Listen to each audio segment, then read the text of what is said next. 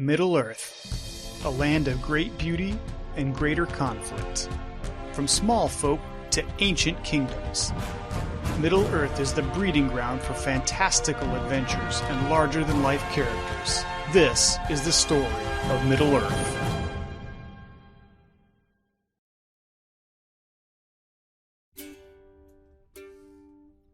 "40 miles east of the Shire, the town of Bree was a bustling center of commerce.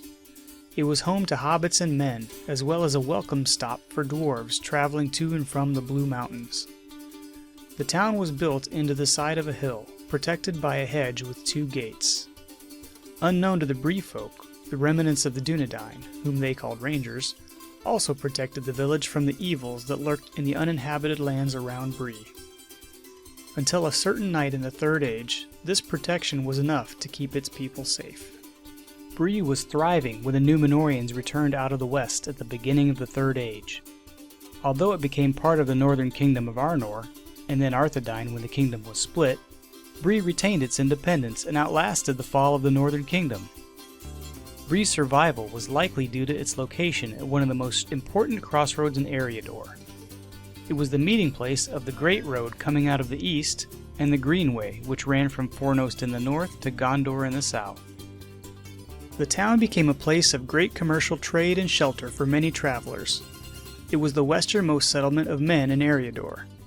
The folk of Bree claimed to have invented the art of smoking pipeweed, and from there it passed to the Shire, where the hobbits took up the art with enthusiasm. Men, dwarves, and the occasional wizard also learned the art in Bree and spread it throughout Middle-earth. The most common meeting place in Bree for both travelers and villagers was the Prancing Pony. The inn's precise age was unknown even by the Butterbur family, who had kept the inn for countless generations. The pony was built into the side of Bree Hill and was a 3-story structure with wings stretching to the north and south. There was also a courtyard in which horses and ponies were stabled. In addition to regular rooms for men and dwarves, there were special ground floor rooms suitable for hobbits. All 3 races were often found mingling in the common room, sharing news and gossip, as well as indulging in pipeweed and the excellent beer of the house. The peace of Bree was shattered by the arrival of the Nazgûl, whom the locals called Black Riders. Deathless and incredibly ancient, each rider was clothed in black robes and mounted on black steeds.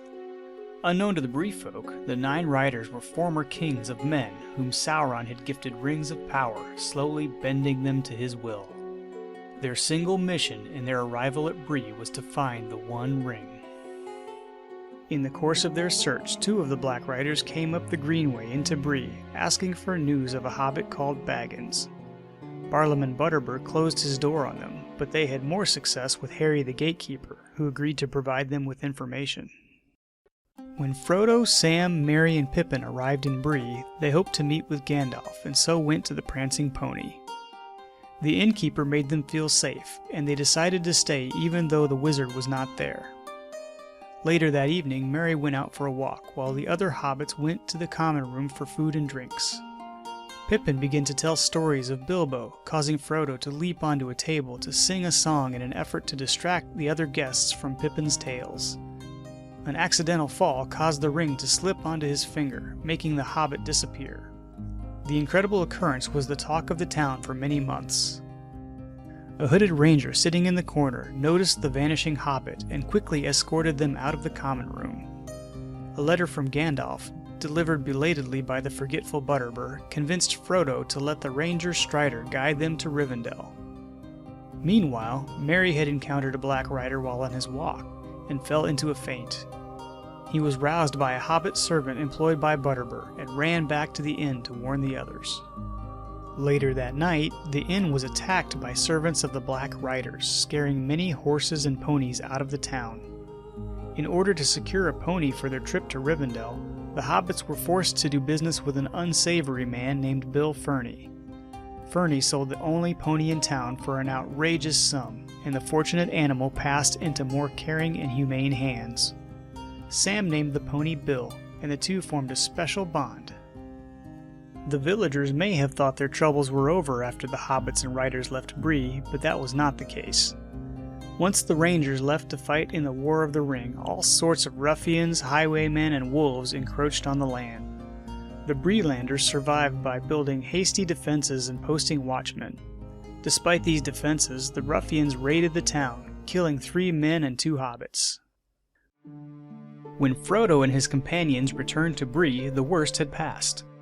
Butterbur said the citizens had not realized how much the Rangers had protected them.